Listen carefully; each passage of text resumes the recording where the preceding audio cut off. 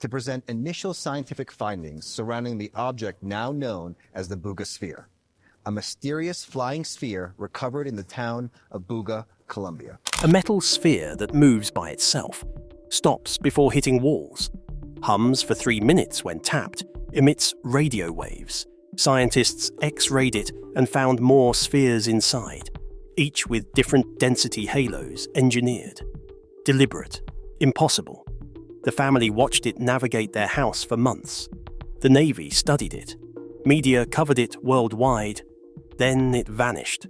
50 years later, no one knows what it was, or where it is now. So what did the Navy really find inside that sphere?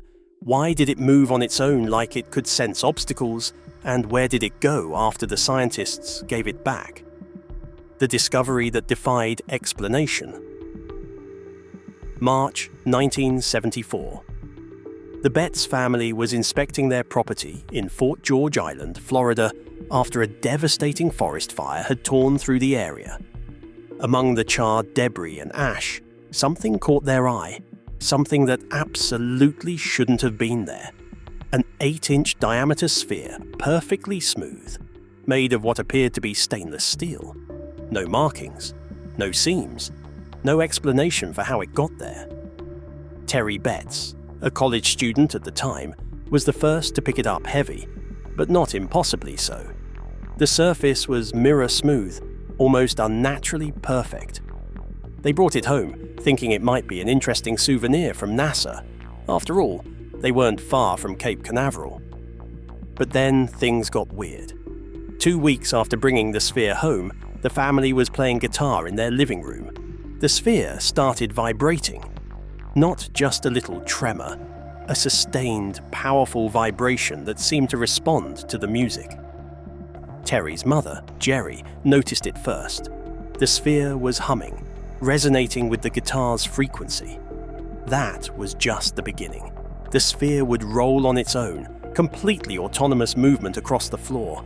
It would travel in straight lines, then suddenly change direction, stop, reverse, move again. And here's the kicker. When it got close to a wall or obstacle, it would stop just inches away, as if it could sense the barrier. The family began documenting everything. They'd place the sphere in one position, leave the room, and return to find it somewhere else entirely. It seemed to prefer certain areas of the house, gravitating towards specific spots and avoiding others. When struck, the sphere would produce an acoustic resonance that lasted approximately 3 minutes. Not a simple ring like you'd expect from a hollow metal ball. This was a complex, sustained tone that seemed to emanate from deep within the object. They tested it with a compass. Strong magnetic fields, detectable and measurable. The compass needle would spin erratically near the sphere, never quite settling on north. And then there were the radio emissions. Using basic detection equipment, they picked up signals in the 8 to 10 kilohertz range. The sphere was broadcasting something the Betts family knew. They had something strange. But they had no idea how strange it really was until the scientists opened it up and saw what was inside, when science gets involved.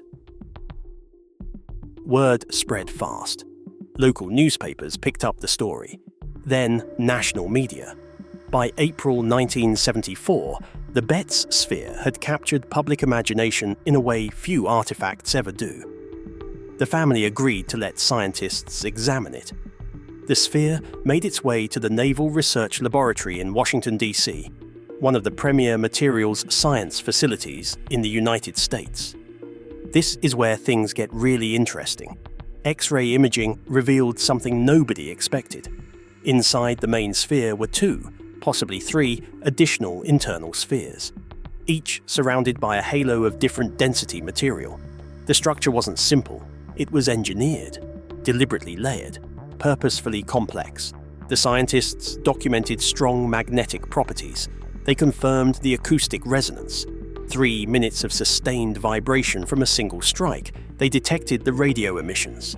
Everything the Betts family reported checked out. But here's what they couldn't figure out: how it worked. The autonomous movement, the directional awareness, the response to musical frequencies. None of it made sense with 1974 technology.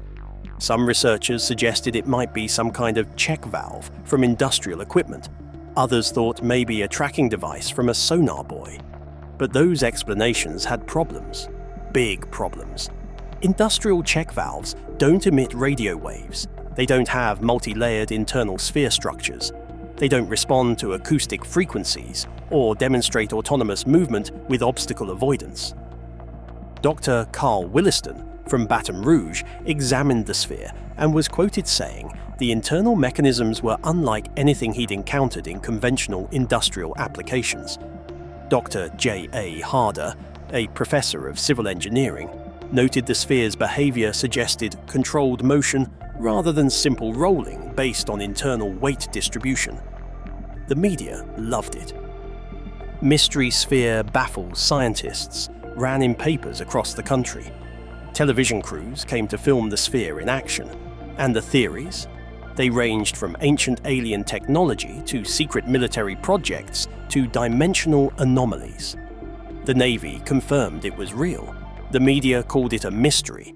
But before we go further, we need to ask a harder question. Could this whole thing have a simple explanation no one wanted to hear?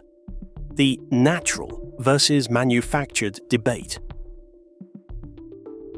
Let's talk about a crucial point here, because it gets to the heart of what makes the Betz sphere so fascinating. Natural processes can create things that look manufactured. Take the Klerksdorp spheres found in South Africa. These are roughly 3 billion years old. 3 billion. They're spherical. They have grooves around their equators, and for years people claimed they must be artificial. Turns out, they're naturally formed minerals called pyrite or hematite, shaped by geological processes over incomprehensible time spans. Mystery solved. Natural formation. On the other end of the spectrum, you have clearly manufactured objects that get misidentified as mysterious, lost industrial equipment, discarded military hardware, space debris, human technology that someone finds and doesn't recognize. The Betz sphere sits somewhere in between these two extremes, and that's what makes it so compelling to think about.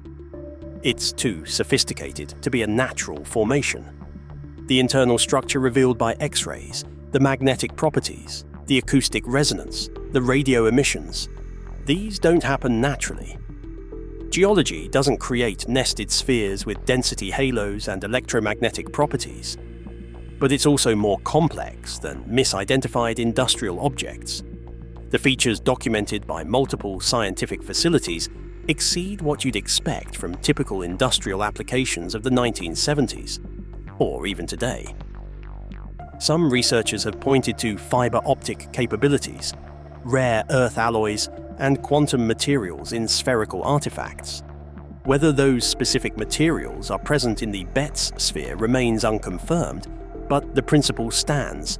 This thing demonstrates complexity beyond simple industrial equipment. So if it's not natural and it's not simple industrial equipment, what does that leave? Turns out, history has seen this exact problem before, and it took 100 years to solve. Historical precedent and the Antikythera comparison. The Betz sphere reminds some researchers of another famous artifact, the Antikythera mechanism. In 1901, sponge divers off the coast of the Greek island Antikythera found a shipwreck. Among the treasures was a corroded bronze device with gears and inscriptions. For decades, nobody knew what it was. Eventually, through X-ray analysis and decades of research, scientists figured it out.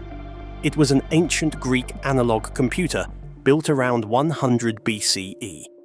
It could predict astronomical positions, eclipses, and the cycles of the ancient Olympic Games. The technology was so sophisticated that nothing comparable appeared in historical records for another 1,000 years. It forced historians to completely reconsider what ancient civilizations were capable of building. Could the Betz sphere be similar? An artifact that challenges our timeline of technological development? We don't know. And that's exactly the point. We don't know because getting definitive answers requires access to research facilities that are, let's say, hesitant to stake their reputations on controversial artifacts. And the interesting part is, modern technology actually validates why a sphere might be a smart design choice. Sputnik, the first artificial satellite launched in 1957, was spherical. Why? Aerodynamics and omnidirectional communication. A sphere presents the same profile from any angle, making it ideal for objects that need to function regardless of orientation.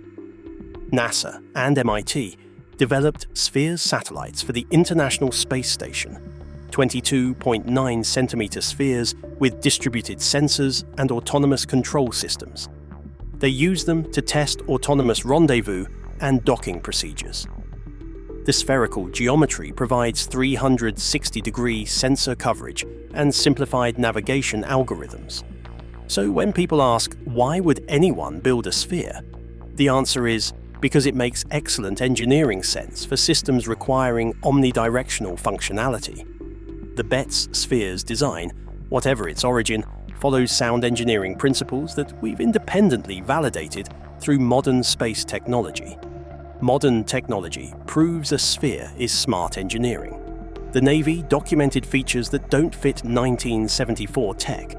So why didn't anyone follow up? Because the system that's supposed to find answers is exactly what's keeping them buried, the catch-22 of scientific verification.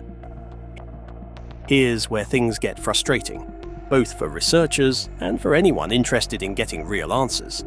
Scientific reputations rest on peer-reviewed publications in respected journals. Extraordinary claims require extraordinary evidence. That's the standard, and it's a good one. Researchers hesitate to stake their careers on controversial artifacts. Grant committees favor established research directions with predictable outcomes. Funding agencies remain risk-averse about research that might produce null results or generate controversy. This creates an impossible situation. You can't prove extraordinary claims without access to premier research facilities. But you can't access premier facilities without preliminary proof establishing credibility. Catch-22. Meanwhile, artifacts like the Betts sphere sit in private collections or limited access storage, awaiting institutional commitment that may never come. What would rigorous verification actually require? Independent radiocarbon dating, for starters. But the Betts sphere is metal, and standard radiocarbon dating doesn't work on inorganic materials. You'd need to analyze any organic material trapped in surface imperfections or corrosion layers. Materials analysis at multiple independent facilities. Beta Analytic in Florida. Oxford Radiocarbon Accelerator Unit. ETH Zurich. Ion Beam Physics. Cross-reference results to eliminate contamination possibilities. Take samples from different locations on the sphere. Analyze the surface composition, the bulk material, any corrosion products. Look for manufacturing signatures, tool marks, casting patterns, welding seams, anything that tells you how it was made. Study the internal structure with modern CT scanning and advanced X-ray crystallography. Map the density variations. Identify the composition of those internal spheres and the material creating the density halos. Analyze the magnetic properties in detail. What's causing them? Is it the bulk material, or are there embedded magnetic elements? How do the magnetic fields vary across the surface? Test the acoustic properties systematically. Why does it resonate for 3 minutes? What's the frequency response curve? Can you model the internal structure based on acoustic behavior? And those radio emissions, are they still occurring? What's the frequency pattern? Is it constant or variable? Can you identify any modulation or information content? All of this is technically possible. We have the technology and expertise. What we don't have is institutional willingness to commit resources to a controversial artifact that might turn out to be misidentified industrial equipment. We know what tests could solve this. We have the technology. We have the facilities. There's just one problem. No one can find the sphere anymore. Where is it now? So here's the million-dollar question. Where is the Betts sphere today? That's surprisingly hard to answer. And the difficulty in answering that question might be the most unsettling part of this entire story. After the initial wave of scientific interest in 1974, the sphere returned to the Betts family. The media circus packed up and left. The scientists moved on to other projects, safer projects, projects that wouldn't generate uncomfortable questions or risk their reputations. The story became one of those fascinating footnotes in the annals of unexplained artifacts. But then things get murky.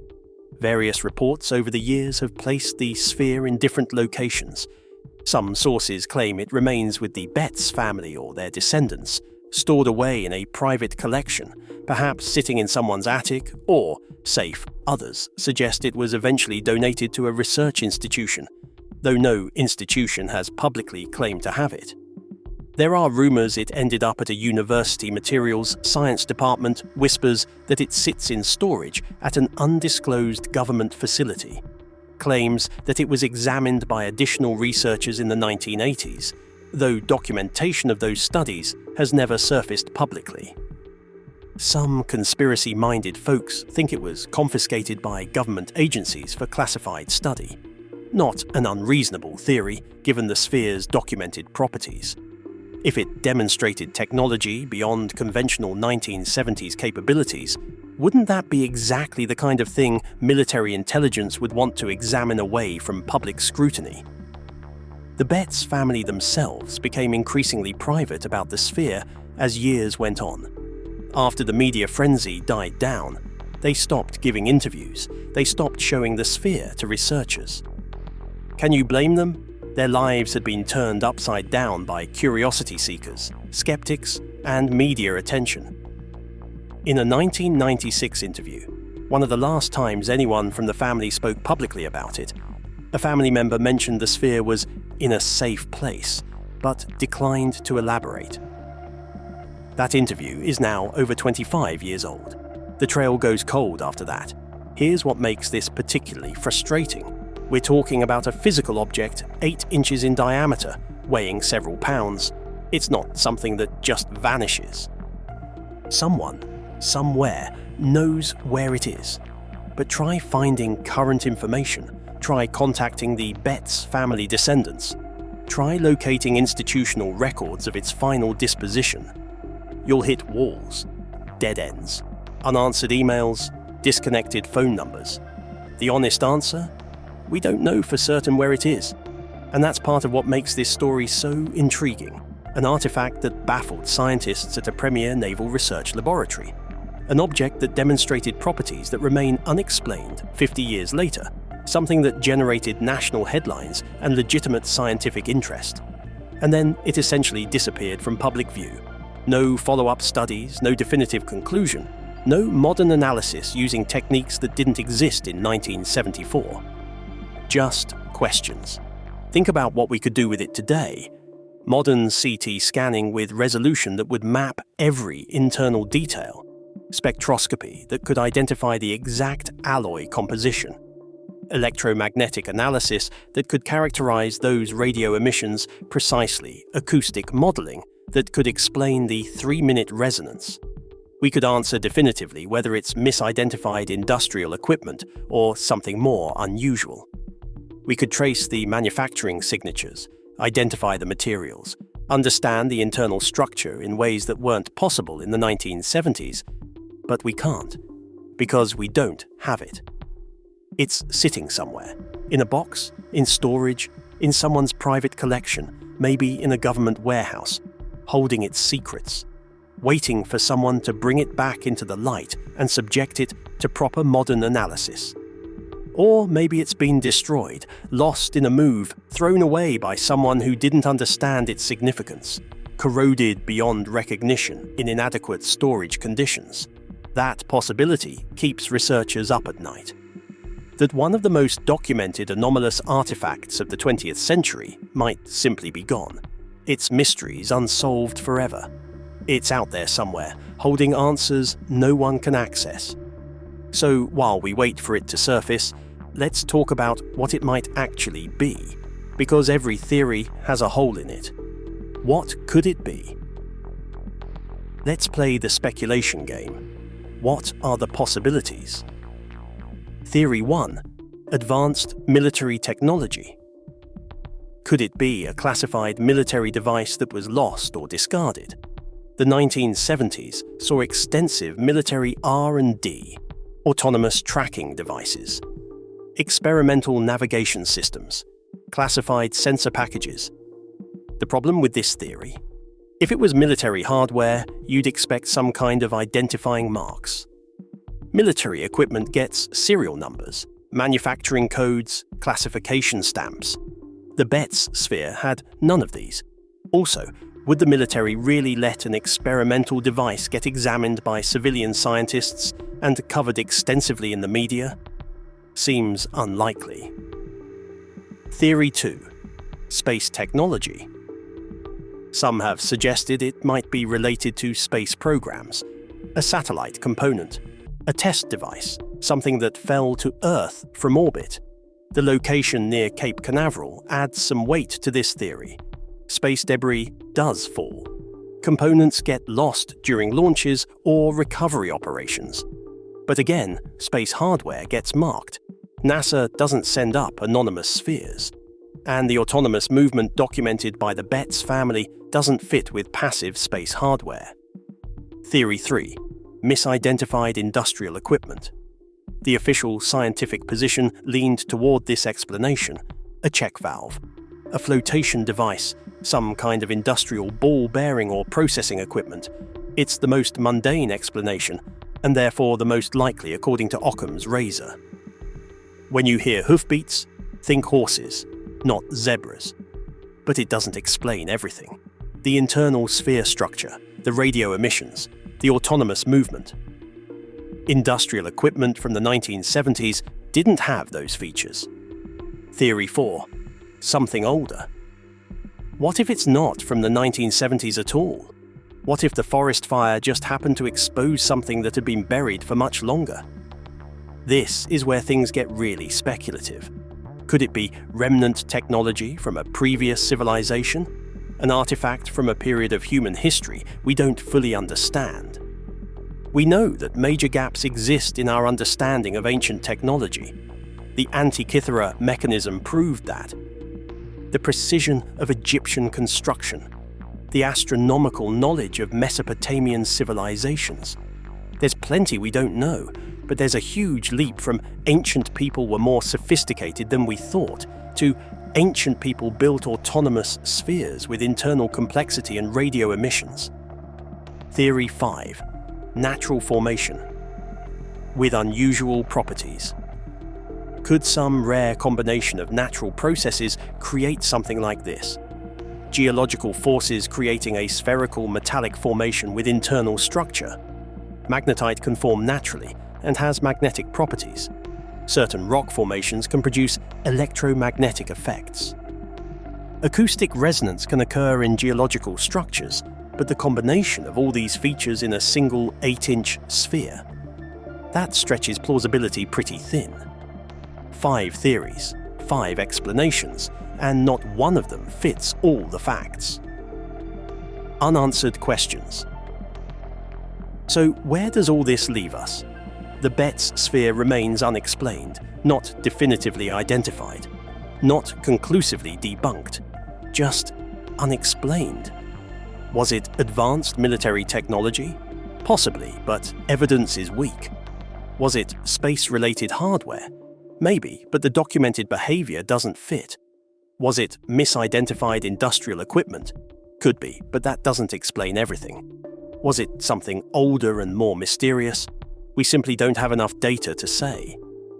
The frustrating truth is that without access to the actual object and modern analytical techniques, we can't answer these questions definitively. We're left with 50-year-old documentation, varying accounts, and more questions than answers. Does the Betts sphere represent a genuine mystery? Or is it a cautionary tale about how mundane objects can become legendary through a combination of unusual circumstances, media attention, and lack of definitive explanation? Here's what we can say with confidence. Something unusual was found in Florida in 1974. Multiple witnesses, including trained scientists, documented properties that don't fit neatly into easy explanations. The internal structure revealed by X-rays showed deliberate complexity. The acoustic, magnetic, and electromagnetic properties were real and measurable. Beyond that, speculation, theories, and questions. Maybe that's okay. Maybe not every mystery needs to be immediately solved. Maybe the value is in the questions themselves, pushing us to think about what's possible, what we might have overlooked, and what technologies might exist beyond our current understanding. The Betts sphere sits at the intersection of skepticism and wonder. It reminds us that the world still holds surprises, that human knowledge, for all its advancement, remains incomplete, that sometimes the most honest answer is, we don't know. And sometimes that's the most interesting answer of all. Would someone really manufacture a sophisticated autonomous sphere and just leave it in the Florida woods? Probably not. Could natural processes create something with these documented properties? Very unlikely. Could it be misidentified technology from a known source? Possibly, but incomplete evidence. The mystery continues. The questions remain open. And somewhere, maybe in a private collection, maybe in storage, maybe lost entirely, the Betts sphere holds its secrets. For now, all we can do is examine the evidence, consider the possibilities, and wonder what else might be out there, waiting to be discovered, challenging our assumptions about technology, history, and the limits of human achievement. And that's a question that extends far beyond one mysterious sphere found in Florida 50 years ago. The Betts sphere is out there somewhere, holding answers we can't access. If you know anything about its current location, leave a comment below. And if you're fascinated by mysteries that refuse to die, hit subscribe. Because this story, it's far from over.